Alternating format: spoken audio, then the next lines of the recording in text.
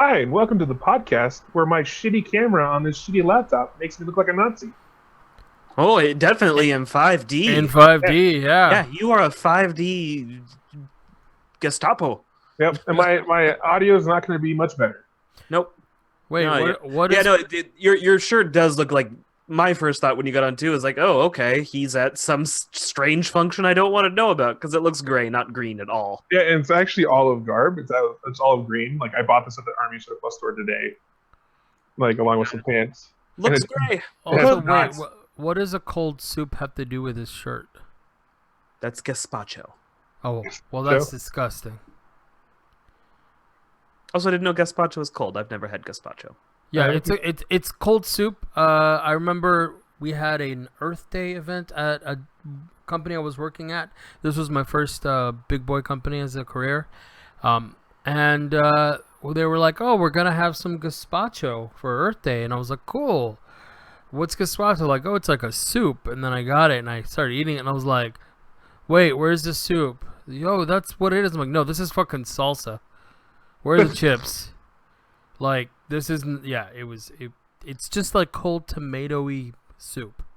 Yeah, I would have just gone anywhere else. No, I definitely stopped after that. I ate the other things they had, but I was kind of surprised. I was like, y'all gave it a really fancy name. We just call it salsa, and we have it with every meal. It's just usually we put that on everything. on other shit. Yeah, exactly. All right, so welcome to another episode here. We are getting ready for some Preparing. packing and all this stuff. Two of us are getting ready for some Comic-Con goodness, and Goodness. we're kind of excited, and we're definitely going to get into that in a little bit. But first. but first, I wanted to bring up a gaming thing because we are a gaming podcast mostly. We're an entertainment podcast. No, actually, they don't have entertainment category, so we're kind of a gaming podcast. No, Sorry for all the people who are massively misled by that. no, like it's funny because iTunes lets you do multi categories, but YouTube doesn't. So hey, Okay. anyways, so this story actually started, if I recall, like 2 weeks ago. The big talking heads of YouTube already covered it, like Sterling and all that fun stuff. But I wanted to bring it up because I wanted to talk to you guys as a former poor person. More often time than not, when I was younger, I'd pirate games. I'll say that when I was a kid, and once I was able to like have a job and pay for things, I started buying my own games. But one thing that people kind of ignore a lot is what we call the gray market, sites like G2A, and this story specifically is about G2A. It sounds like they're claiming that that's not what they're about and they didn't know, but it's come out that a lot of the keys that they're getting are actually purchased on stolen credit cards, and that's obviously that's a big deal, and there's It's a little illegal. well, Just on the scale of illegal things, it's a little illegal. and correct, and the thing is, since they're like a third party, at that point they're like a fourth party, that it just doesn't they are not really responsible for it, but people have come out and said, hey, how could you not tell that most of the keys on your service were coming from this small group of people?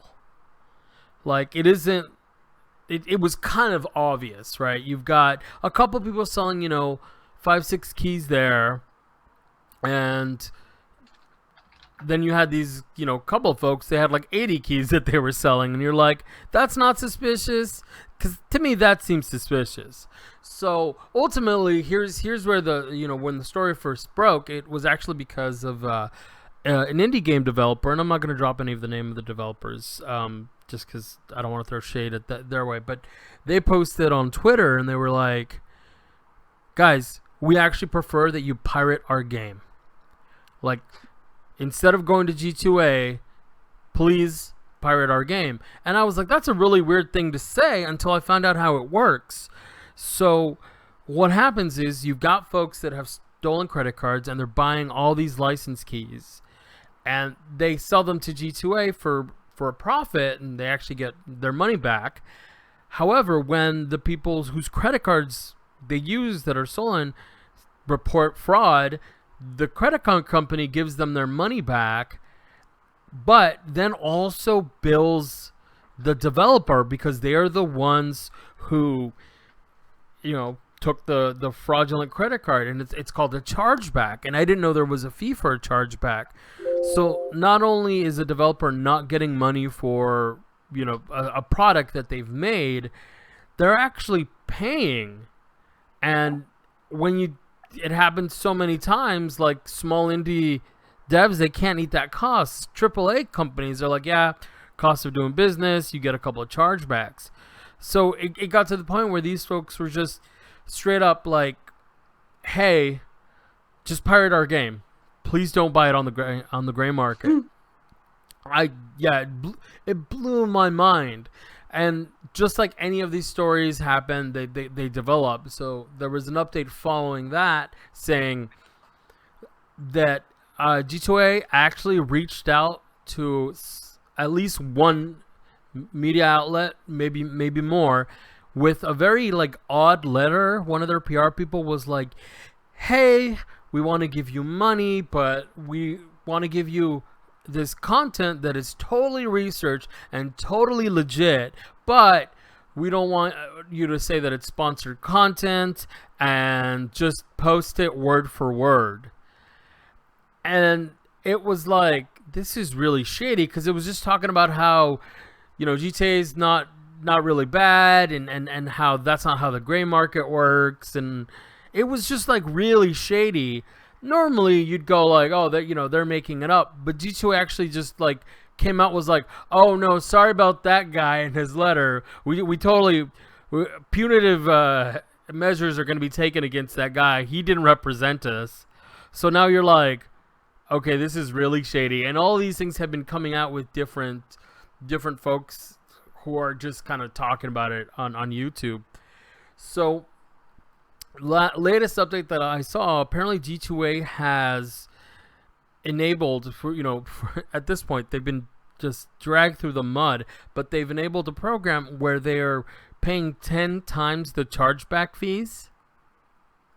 Jesus. So if a developer comes up and says we've had to pay $10 in chargeback, G2A is gonna give them $100, which, I mean, I don't buy that at all, but it sounds like there's already at least 2 devs that are trying to take G2A up on that, and if there's an update, I'll find out, see how GTA responds. And the messed up part is that how much money do you think G2A is making for it to be feasible for them to do that? Or do you think they're really worried about their business, they're taking a hit, and they're just trying to repair the I public think they're perception? shady, they're full of shit, and I don't know what they're going to pull, but I'm willing to bet it's something. Yeah, and this story is super weird. Like, we had a mutual friend who very heavily swore against the gray market. Yeah, I mean, and for the longest time, it was like very, very against it. And I'm like, uh-oh. Okay, why? And I was like, well, I just don't like the gray market. I'm like, well, why? And now I'm kind of starting to see why. Yeah. So here's the thing. I've only ever bought one thing off of G2A. Mm-hmm. And it was, it was like The Witcher 3, because they had a screaming deal. This is before I found out how any of this worked. So it was I don't know, like 2-3 weeks after launch, and they had a screaming deal, and I was like, oh yeah, I'm gonna get that. I'm in. Yeah, I'm in. And then after that, I just kind of stopped because I started hearing stories or anything like that. Have you ever used the gray market?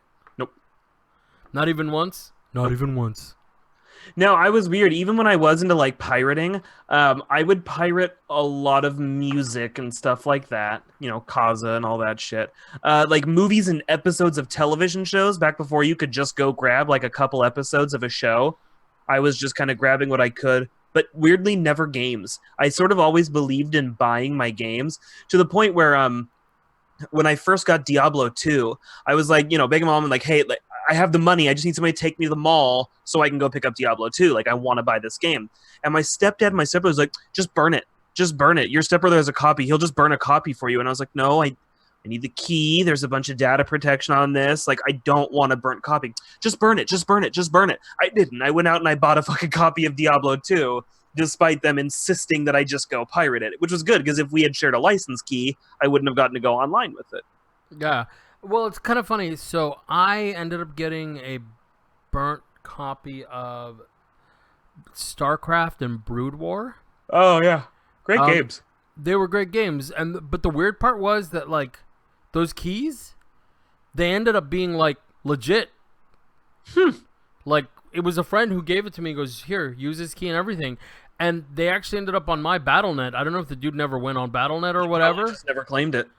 And like this was before I even knew anything, and I've actually bought the battle chest since then because I was like, dude, I've put so many hours into this. Like, I'm gonna throw this some money. You know, obviously once I could afford it. And I had a very similar experience with a couple other games because most of the games that I would get were people they were giving to me because I didn't have a internet fast enough to download stuff. What's interesting though is like the games that I did end up downloading were like ROMs that I couldn't get anymore, and because it was a lot harder to find certain games back then. Dude, now the retro market has exploded, and You're telling me. like you had to go to the flea market and scour the stacks of just stuff to try and find these games, and sometimes they were like $16 for a game, and you were like, that doesn't seem like a lot now, but back then I'm like, I get $20 a month maybe allowance, if that, because I didn't really get an allowance. Every so often I'd get a couple bucks here and there just because I did stuff like mow the lawn or whatever, and it wasn't anything steady. And see, the jobs that I had, all that money wasn't going to me. All that money was going to, you know, the house and food and things like that, right? And for my parents, well, for all of us. So the gray market was never a thing for me back then. And even I'm trying to think of what was a game that I just outright pirated. I feel like at one point I downloaded maybe like Photoshop to learn because I had stuff from school to do. I think that's software wise. I didn't like go crazy or anything. For me, it was always music. And like, yeah, I never saw like programs, games, none of that stuff. Yeah. Music, movies, TV. Actually, you know what's interesting? Some books. Like I couldn't get them on the library, so I get the ebooks. Which is funny enough because there was I'm laughing now, but there was the new Harry Potter book was supposed to be coming out, and I think it was the Order of the Phoenix, and I was like, I can't afford that because you know. The hardcover books that when they usually first come out, they're expensive, right? And I downloaded it and I read this version of Harry Potter and the Order of the Phoenix, and it wasn't Harry Potter and the Order of the Phoenix, dude. It was somebody went and wrote an entire like novel length book knockoff, posted it on Kazaa Lite, and it had some like more adult themes, never outright like erotica or anything like that, but it had some really messed up things. And now that I think back on it, I'm like, yeah, I should have known, but I was a fucking kid. I shouldn't have read this. Yeah. But it makes me laugh now because I was like, okay, Harry Potter wouldn't have done that. It had something. It had Voldemort was actually Harry's grandfather, and like all kinds. Sorry, spoilers. He's not Harry's grandfather. But yeah. Anyways, it blew my mind, and now I'm off on a tangent. But ultimately, where do you land on this whole G2A thing and how they're acting? Shady company does shady thing. This is like every time Apple announces something new and dickish, I'm like, oh no, who could have foreseen such an action? No, like it's super shady. They're totally in the wrong. I'm not surprised by this though. This is about what I expect from a company like that. That's true. I mean, even the stories that we were hearing of like how they got stuff before, they were buying these discounted licenses from around the world in places where they were selling discounted games to try and build up a games market in other locations. And then those keys just get bought up by these assholes and resold in the States for cheaper. Like, that's not better. yeah. That's not better. So if I understand correctly, they'd go to places like, the poverty level is much more rampant. So folks can't afford a $60 game. They'd be selling them for like $10. So Right. G2A. Well, and it was also partially to like build up, like, because there are just some places even that have money where just games aren't that popular. Like it's still newer out there. So I knew a lot of the keys were Russian, and I remember they were talking. They'd buy, they'd sell it for $10, but then they'd come to the U.S. and sell that for 30, yeah, and they're making a profit still. So and that was, I've never done the research. This is how I was told those things operated. I don't know that for a fact, but even still, I never had an interest. I buy my stuff legit. It was like a deal I made with myself when I started getting real jobs. If you like entertainment and you like media, if you can pay for that, you need to pay for that because that's how it gets made. You know what I mean? If you stop paying for it, they can't make more of it. So I'm actually the same way. If I like something enough, like I won't just go see it in the theater. I'll buy the DVD. Like I have a bunch of them that or Blu-rays that I've never opened, but I want them to make more of that. right. Like, because a lot of these I can get on Netflix and watch them on Netflix, but I want them to make more of that, and I want to throw some money, whatever I can, at the folks that made it. It's same with like even like some free like Pokemon Go. I threw that game $20 after I played it for like a year and a half because I was like, I've clearly I enjoyed enough to have played it this long. Fuck it, have $20. I have that. That's fine.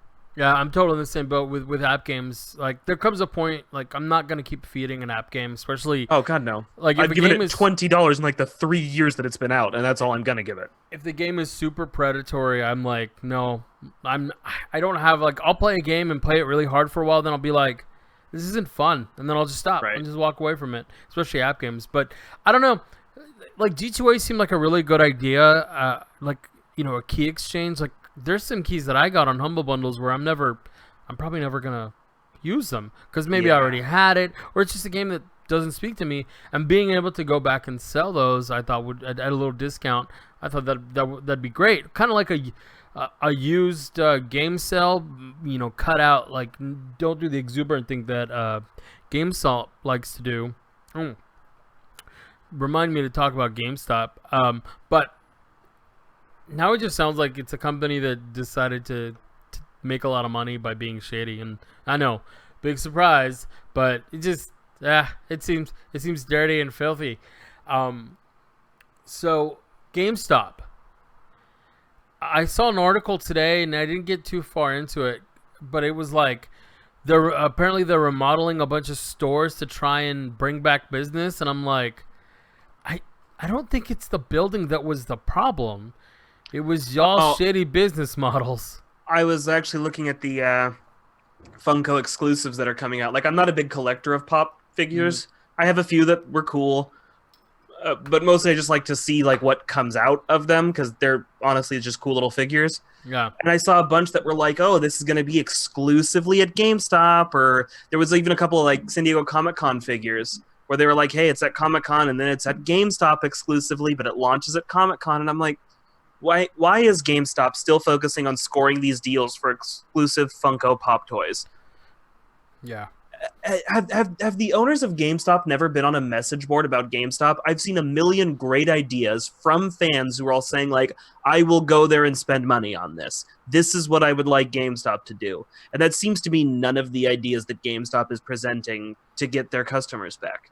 Well, I don't get it. And the worst part is, like, I'm not even one of these GameStop haters. GameStop is fine.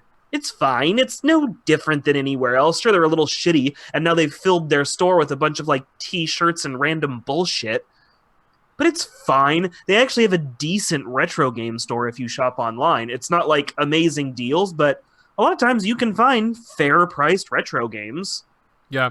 You know, if there's just some like common carts you need to pick up or a game you really liked from back in the day, seriously, search GameStop online. They have stuff for okay prices. Yeah, I just feel like they tried to do the whole we want to be a merch vendor, but they didn't realize you could find the merch cheaper other places. Well, and even beyond, like, you can sell that stuff at Christmas when grandma's going to GameStop to buy Billy a game and she sees an impulse buy of this thing he'd like or whatever. You know what I mean? But for the rest of the year, I would really, I kind of want to see what their figures are for how much sales they're really making off of bullshit merch versus actual games. Because think about your local GameStop. How much store real estate is taken up by merch? Even if it's one shelf, think of how many games you can fit on one shelf. And it's way more than one shelf. Right. And now dedicate that, like right now they're only doing current console generation, but you know they have a warehouse of classic fucking games. Dude, when Keep a shelf of the last series or something, or even to like, you may not move them very quickly, but it's going to be a hell of a lot quicker than you're moving t-shirts. True. Honestly, I think when they ultimately go out of business, they're going to have more money in their warehouse than they are in the stores. I know. I'm like dreading when they go out of business because I'm going to have to sit online and just parse through what they have and start ordering stuff like crazy. Yeah. Well, they just closed ThinkGeek. You saw that, right? I did. They're saying that they're absorbing them, but it's really like they really try to get into the merch shop, and the problem with ThinkGeek is that it was great, but it was really expensive. It was really expensive. Yeah, there's my mall actually has a ThinkGeek store that does not seem to be going out of business, so I don't know what's going on so there. Apparently the retail stores are staying online, but by online I mean they're staying up, staying active. But their web store is being closed and absorbed into GameStop.com. So they had a 50% off going out of business or moving sale or whatever because they're moving in with their parents. How much money could that website possibly be costing them? If you're still just doing all the same shit, how much are you really saving by just moving the name under GameStop? Or is this a way to try and brand more bullshit merch into GameStop? I think what it was they felt that too much of their business was going to the the ThinkGeek website, and they weren't getting enough traffic on their website. And you know how a lot of these, advertising folks feel. If you're on their website or if they can get you in the store, the likelihood that you'll buy something else while you're there because they're assaulting you with deals and bundles and stuff is higher. So, I'm not saying I've never impulse bought something, but the amount of times I've impulse bought something versus very clearly recognize that they've shoved something in my face for the purchase or for the purpose of getting an impulse buy, it is grossly in the number of recognizing that they're purposely shoving something in my face to get me to impulse buy. The only time they get me with impulse buys like that are the checkout stands at a grocery store, and you grab a candy bar, some extra batteries or something, some snacks or something, right? Because it's stuff that they don't necessarily have readily available anywhere else. It's just it's the same kind of thing with when people buy something just because it's on sale. I'm saving money. No, you still spent money. Yeah. Unless it was something you were imminently going to buy. You've just spent money. You've saved nothing. And there are things where I'm I just can't justify buying this for this price. And then on Prime Day, it'll go on sale and I'll be like, oh, I'm not going to lie. I picked up, what is it called? Amazon Show or whatever. And it's normally $110 and it was $45. And I was like, yes. Take my money. Prime Day is so ill-timed this year because we're right on the heels of going to Comic-Con. Yeah. And I'm already worried that we're going to get some stuff that I'm going to have to ship home. So... See, and that just said, I've actually ended up shipping some stuff to work because it's easier to pick it up there because I'm not... I live in a town. We're just talking about price on things, I'm already worried about spending more than what I want to spend because I'm going to have to ship some shit home. Oh, you mean at Comic-Con? Yeah. Actually, yes. We're flying, and our tickets give us extra checked luggage, so we're just gonna bring an empty suitcase. Oh, throw so are more we. shit I mean, into. we're going to have room. It's just I don't know how much. It depends on what we buy. That Comic Con is the big unknown right now because I don't know what I'm coming home with. Yeah. So I'm looking at Prime Day, and I'm basically like, there's these couple of things I'm interested in, and if they hit this very specific price I have in my head, I will get them. Well, you were And if talking about they the don't- Vita, right? Or not the Vita, No. the PlayStation VR. Right. Okay. I want a bundle. You know what I mean? Like, I don't want to fuck her. Like, I could get it for under the price I want, but it wouldn't have stuff. And there's a couple of bundles, but none of them are at a deal that I think is good enough right Yeah. now for me. So I'm just Black Friday is going to come up sooner rather than later. There's going to be tons of sale days coming up sooner rather than later, where I'll probably find one for closer to the price I want with the better bundle. Yeah, it's kind of funny because this has only happened to us once, but there was that one time I bought that painting at Comic-Con, and then we almost couldn't fit in the car. Yeah. Well, and see, the big difference this year is we're both flying and we're not driving. We're normally be like, fuck it, somebody can sit in bitch seat or, you know, wherever they have to sit to make stuff fit in the car. It doesn't work that way on a plane, you know? No, it does not. Cannot do that. So, yeah, it's one of those things like you might have to ship stuff home. Although, now that we're starting to talk, well, right before we go full-fledged into Comic-Con, there's one thing I want to talk about before. We're already halfway into our show. Yeah, fuck G2A. Anyways, so there's something I'm actually kind of excited about, and this is movie-wise. Did you check out the trailer for The King's Man? I did. Okay, so here's how I feel. The first movie I thought was fucking amazing. First movie was really good. Really good. I thought Egerton, I forget exactly his name. Ansel Eggert. Yeah, he did a great job. The main character. I thought something like that. Yeah, I thought, and of course, was it Colin Firth? Yeah, is usually great in whatever he's in. I'm a huge fan. Even his sappy stuff, I like. Don't judge me, bitch. It's okay. But you just want to see him shirtless. It's cool, bro. No, I said sappy, not sexy. He's very different. He's not the same. He's not the same. But yeah, so I like the first one. The second one I thought was over the top, but just the right amount of over the top, where like, yeah, it was ridiculous, but it wasn't. I wouldn't say shoot 'em up ridiculous. I liked shoot 'em up. I liked it too, but come on, he put it was stupid. That's why I liked it. he That's every puts action movie should bullets just in between his fingers, sticks his hand in the fire to shoot people with the bullets. It's like, awesome. No, I'm just saying. So I thought number 2 was good. Not as good as the first one, but it was good and fun. I like that they didn't go for a 3 because it's kind of hard. At that point, it's just camp and it turns into like a Bruce Campbell movie. Which I would still watch.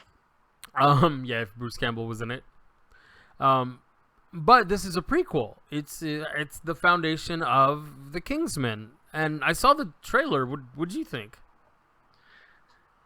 It looks good. It looks like it's on brand for the rest of the stuff. I like the setting for it. I like the casting for it.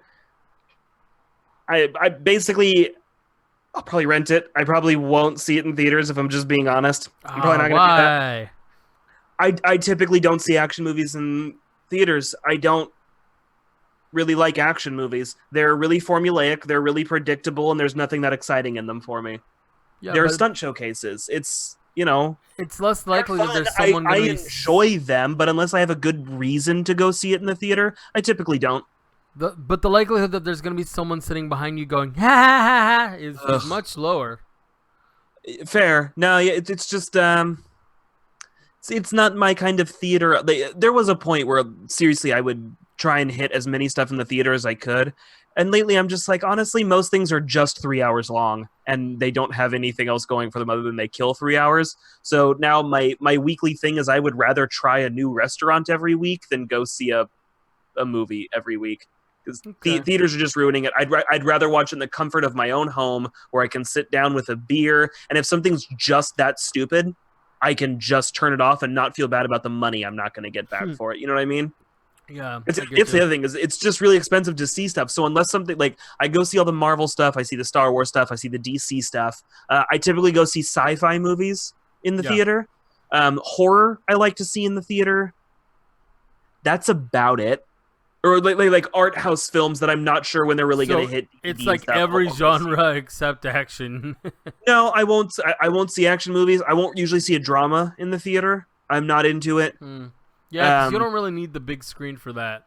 Right. Same with like mystery and thriller. Horror, I will see. Mystery and thriller, I'm not usually as into. Mm. Any of this stuff, again, if something looks particularly good, or if I have like, hey, there's a bunch of people going. Like I went and saw the fucking Predator movie in the theaters. There was a bunch of people going to see it, so I went and saw fucking Predator. Yeah. And again, it was a it group thing. reaffirmed that whole there's no reason to go to the movie theater unless there's a bunch of people going to the theater. So it's, there's certain stuff I do like to see in the big screen. This doesn't, maybe there'll be a second trailer that I go like, okay, fuck, now I'm in. The first two movies, you saw the humor of them right away. This seemed to not focus on the humor at all of it.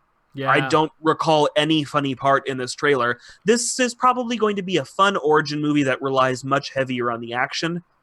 So, not as interested. Yeah, I think they really kind of try to make it seem like Edgar's character was the one that brought the funny because it was a non-conventional for what the Kingsmen were used to.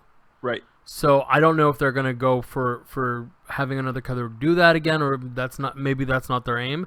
Now help me out though, for the folks on the audio, you can't see, but I have a graphic here. I know the actor on the left. I know he's been in some of the James Bonds. I know he played Voldemort.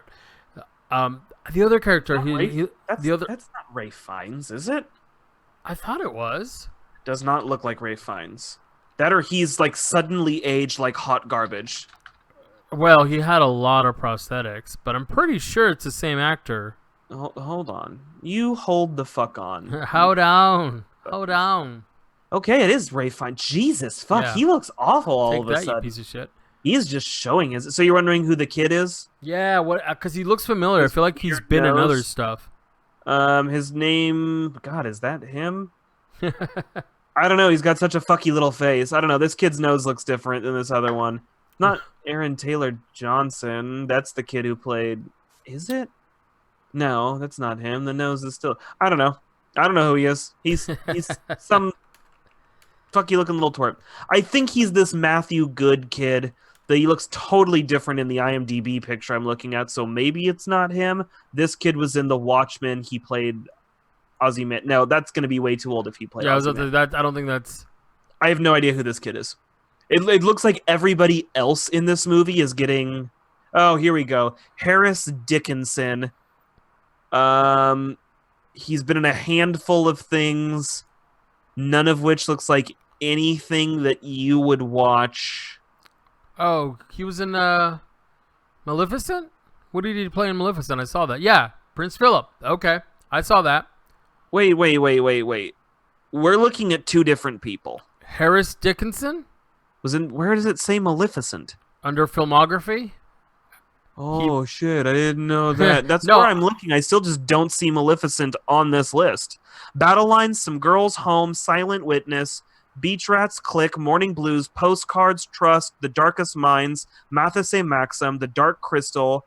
Okay, are you talking about Maleficent, Mistress of Evil in post-production? Because that movie's not out yet. So you have not seen that because it's not fucking out yet.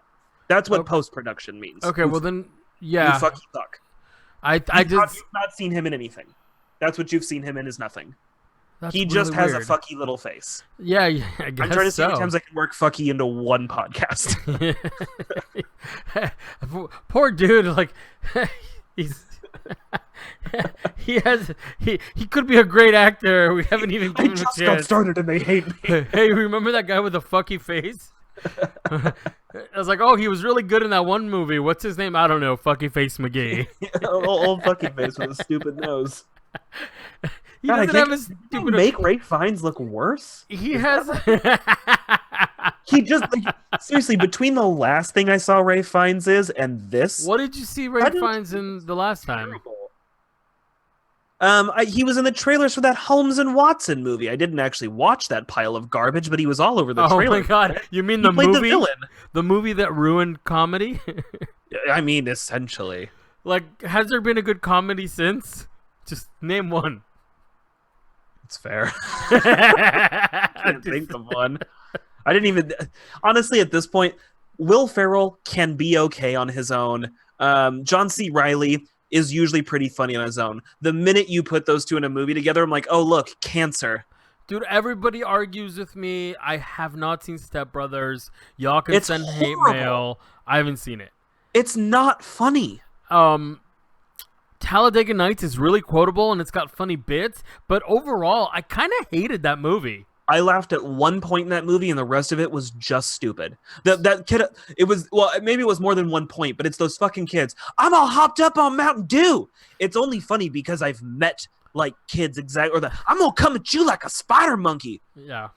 I related to kids like that. Well, I just there was the line. See, and this is what I'm telling you. It's highly quotable. He goes, "I just scared me so bad I pee my pants. And then I sat in my pee pants all day," or something like that. It's very quotable, but I mean, like, okay, random story, but you remember my former roommate who's now a bouncer? I just don't like to use names. I don't like. Yeah, hating it. sure. It's You sure, know who I'm talking that about. guy. Literally, at one point, we're at like, God, where were we? I don't even know. We're somewhere, and he has this little cousin who beelines it for us and just walks up and goes, "You know what I like?" I'm like, what? Violence. We were like, okay, shit. I didn't realize that was like a genre that you could just enjoy in general. Well, that reminds me of it wasn't, I forget his name. It was Meat's friend who tried to get in a fight with everybody at the bar. Trash Can Dan. Dan, yeah, that kid. Oh my They call god. him Dan. I call him Trash Can Dan because he's a dumpster person. Yeah, he's a pretty garbage. He's an And then awful person. he was always trying to pick a fight with me. I was like, dude, I don't even know you. Who are you? We found out later that that's apparently his goal. If he goes downtown to drink, his goal is to get hammered and get in a fight with somebody. That's Why? what he wants to do with his afternoon. Why? Because he's a garbage person. All right, whatever. All right. Anyways, so I will say, here's what makes me laugh. The Mr. Fucky over here, he doesn't have a fucking nose. It's just dainty. So it reminds me of Voldemort's nose, especially standing next to the guy who played Voldemort. Ralph Fiennes. I couldn't trust myself to say that name properly because I was. Well, to be fair, it's spelled Ralph, and he refuses to pronounce it that way. Oh, just like all the Geoffs in the world, you sons of bitches. It's Ralph. Rafe. Oh, yeah, Ralph. Yeah, Got it. Rafe. Yeah. Yeah. All right. Anyways, I'm looking forward to the movie. Trailer looks good. Let's talk about some San Diego Comic-Con. Yeah. Less than half of our episode left, and we finally made it to what the title of this episode's probably gonna be. You could change that. It's in the not- future. I'm not gonna. Guess what I'm not gonna do. Yeah, I don't know, man. I'm like weirdly excited for this year without being excited for anything in particular. Does that make sense? Am I Yeah. a crazy person? No, I'm not gonna be here. I'm gonna be there. Right. That's exciting. I'm just gonna put this out there. I'm gonna be hella baked. I'm planning on hitting. I haven't been drinking all week, so I'm looking forward to hitting a few different breweries. That's cool. But I'm also gonna be baking. I can CrossFit like a mofo, but Yeah, no, I figured you were going to, and I guess I'll partake a little bit. Yep. Yay! What? It's legal. I don't care. Yeah, no, it's fine. I don't care. No, I mean, like, is there anything in particular you're looking forward to? I know, like, the one that's huge for me and my wife. I will fight people to make it into that room, man. I'm going for Steven Universe. I'm in 100%. You know what? Honestly, this year, I kind of just want to enjoy the floor.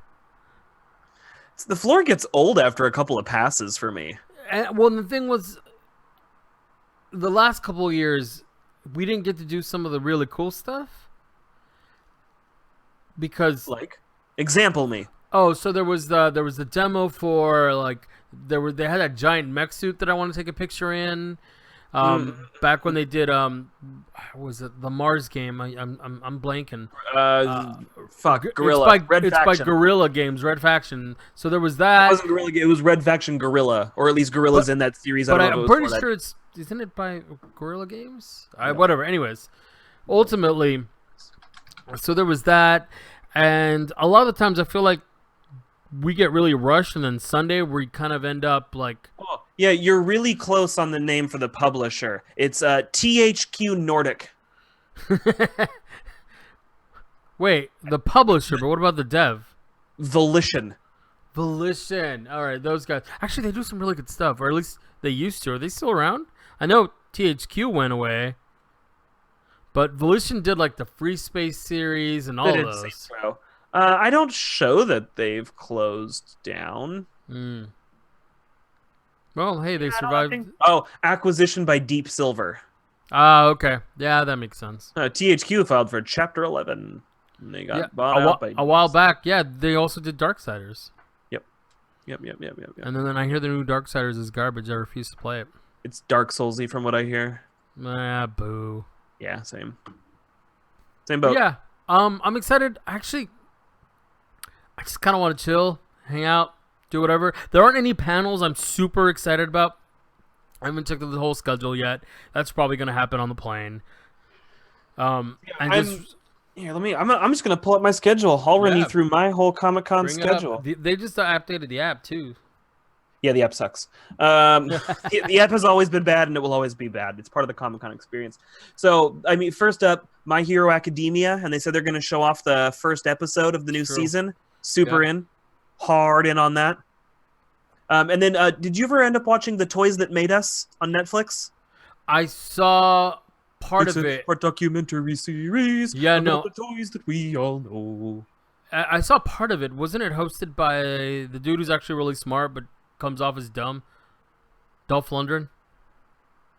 What? No. No? No. You sure? Yes. Okay, continue. No idea where you're going with that.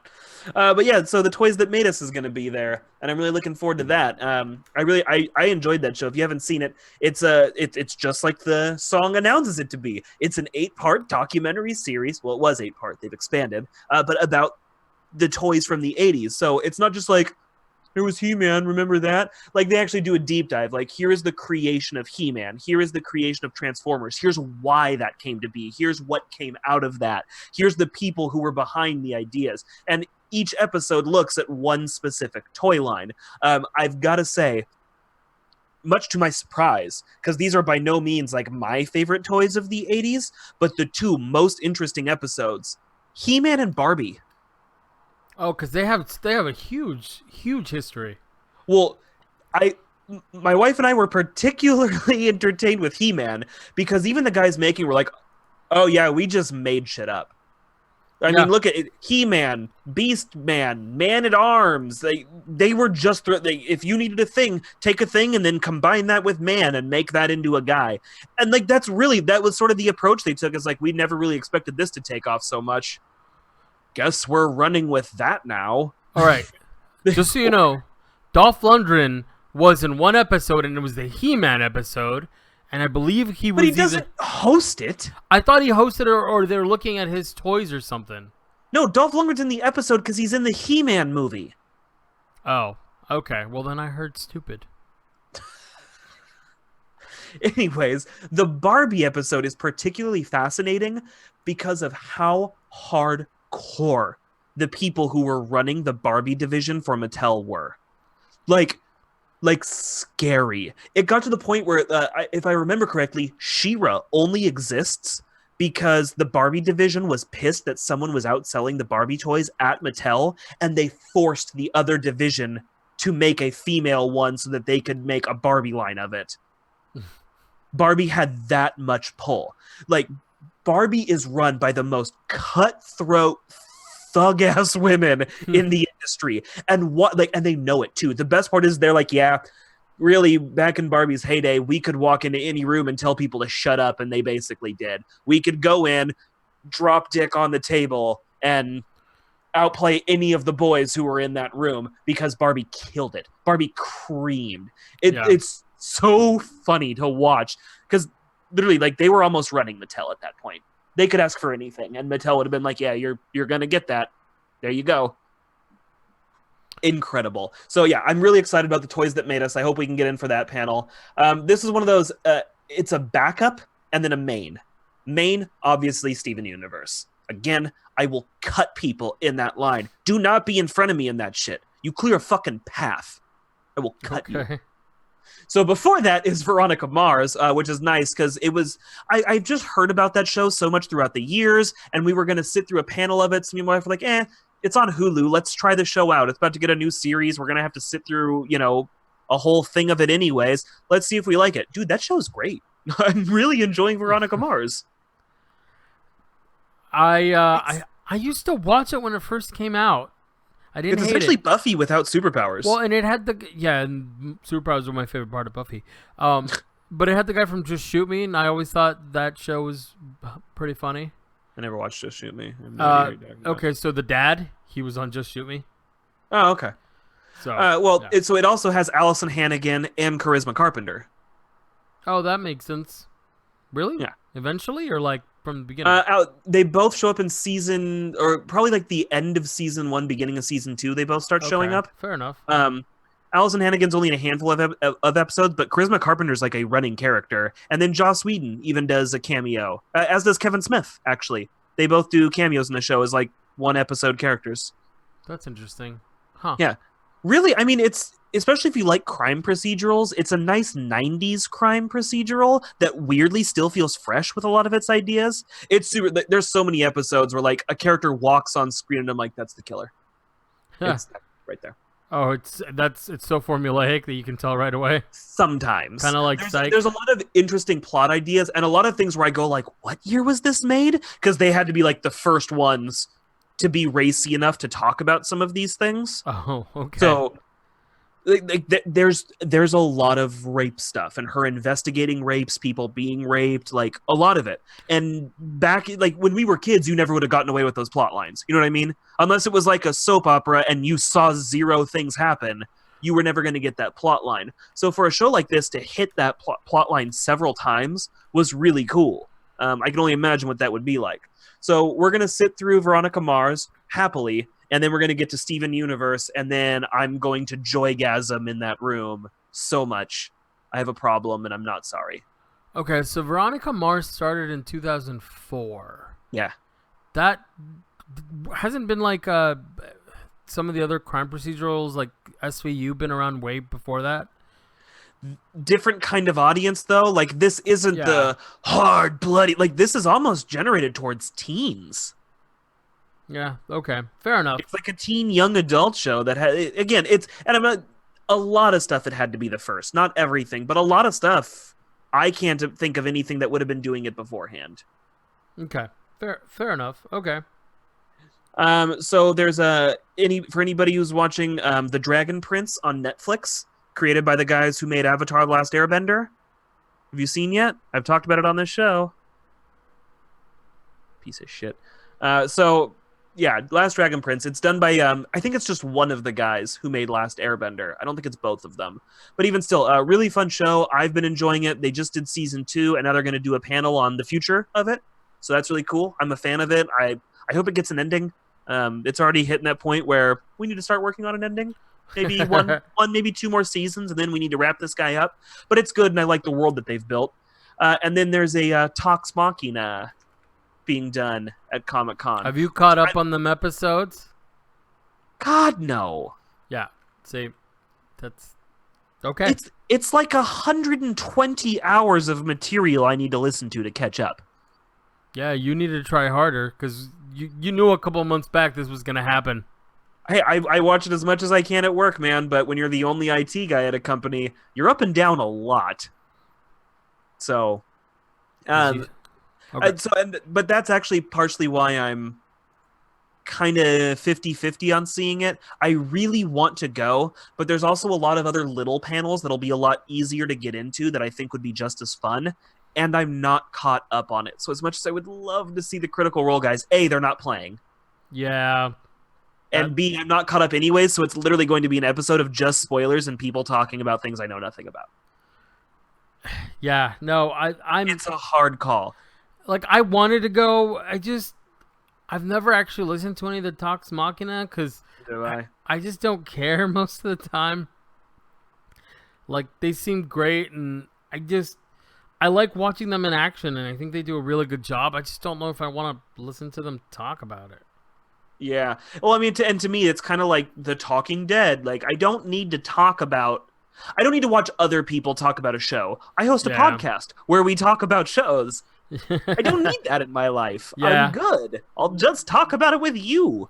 So yeah, that's the core of my programming schedule. There's also, I'm going to be aiming for a lot of my backfill comics. There's a lot of stuff that I'm having problems ordering from my local comic shops because they're such old series. So I'm going to be looking to try and complete my Ultimate run. There's like 3 different Ultimate series that I only need 1 more book for, and I have everything. And then there's all the one-offs that I always just collect when I see them. I'm going to be looking to finish my Civil War series because I have a big chunk of Civil War, and I'd like to just get all the trade paperbacks of Civil War. And then, a couple little like 1Z, 2Z indie series that I need to finish up, like Invincible. Now that Walking Dead's ending, I gotta catch up and finish up on Walking Dead.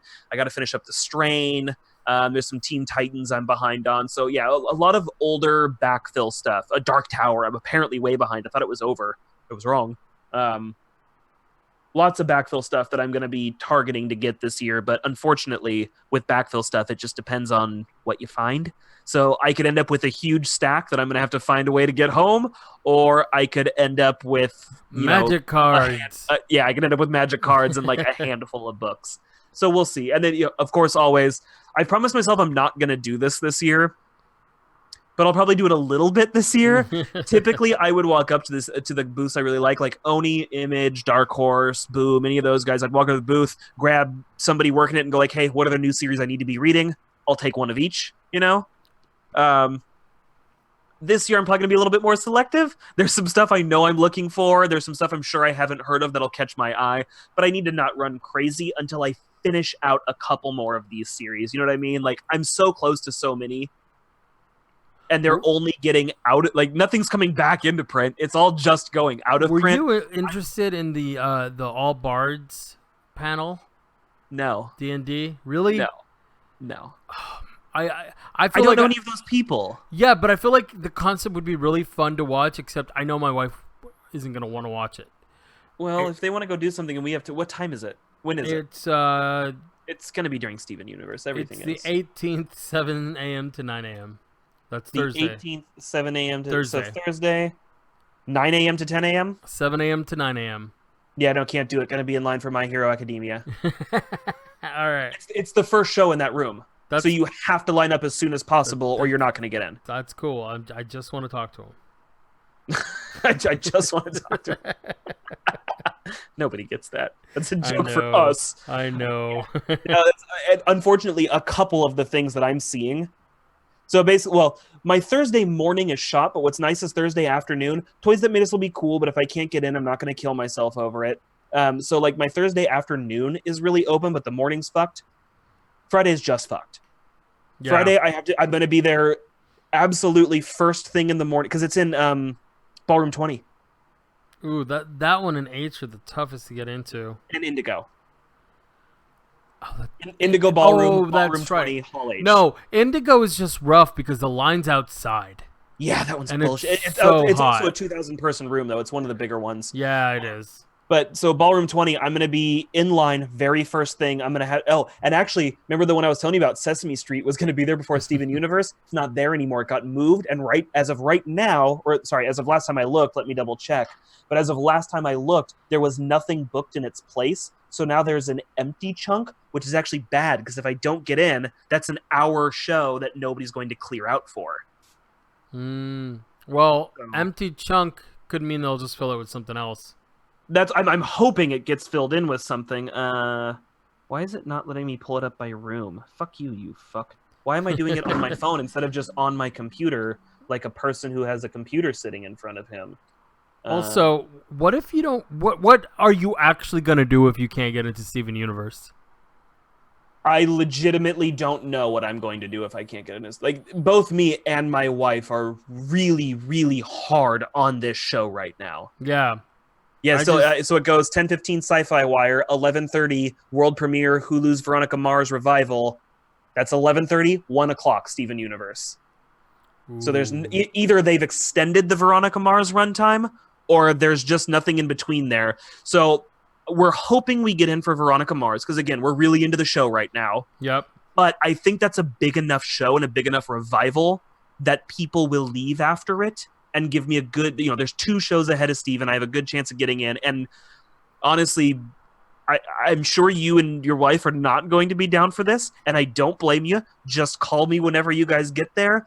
We don't really sleep in very well anymore, so we're probably going to be up at like 7:30 at the latest and on our way to the convention. I mean, that's usually the time we head in anyways. I just know you were trying to do a casual year, so again, if you guys want to sleep in and are like, fuck getting up that early for Steven Universe, because we're not doing that, no, seriously, do not feel bad. Don't. You sleep your happy ass in. We're probably going to be in line at 7 o'clock when the first show doesn't even start till 10. Yeah, to be fair though, I could sleep in that room too. I'm sure you're going to make No.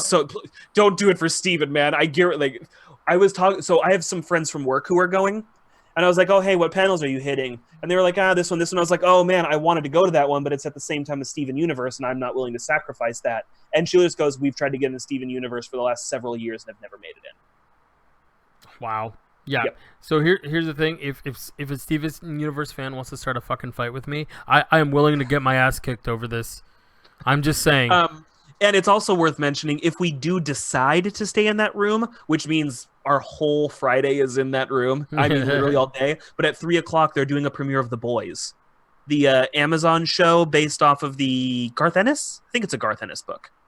Seth Rogen's producing another comic book show for Amazon. Okay. It's basically about like what happens when superheroes start being more celebrity than superhero. This is a group of heroes who police those assholes when they get out of control. It's called The Boys. It's supposed to be really good. The comic's amazing. He Who Shall Not Be Named was actually a big fan of the comic, but I had been looking at it for years. And yeah, it's getting made into a show. It's actually starting like shortly after Comic-Con, so I'm not gonna like be sad if I miss it, but if we're sitting in Steven Universe and it's good and we really don't feel like walking around, I'll probably stay in there till The Boys. Yeah, I'm actually looking at the schedule here, and so far, the 18th is Thursday. I've found pretty much nothing I'm really into. Yeah, My Hero Academia and Toys That We All Know is the only thing on Thursday that I gave a shit about. Like, I like My Hero Academia, so I wouldn't mind sitting through them. But other than that, I'm really seeing nothing. Huh? Brooke's interested in a couple like cosplay stuff. Those are always interesting. Yeah. One of these days, Stargate Command, maybe that. One of these days, you guys keep saying you're gonna do the makeup competition, or I forget what it's called. Is it the Masquerade? Yeah, I think your brother was always like, "Yeah, one of these days I'm gonna do it. I'm totally gonna get him made up and enter the competition."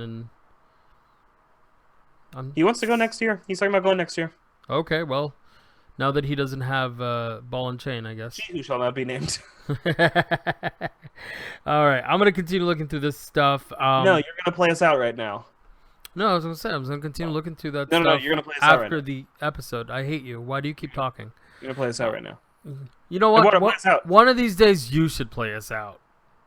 Yeah, I remember all the things. Catch us on the internet, cause that's where we are. Yay! Catch us on Mondays, 7 to 8 Pacific, and catch Klops on Tuesdays. Also, I think 7 to 9. Sporadically after Comic-Con, that might get a little bit more firmed up. Check us out on iTunes, on Podbean, and final words, Bonsai. I know we're closing it quick, but it's because we ran out of time. Play us out, Eduardo. Oh God! Do I have to take it all off? All right, and on that note, bye. 82.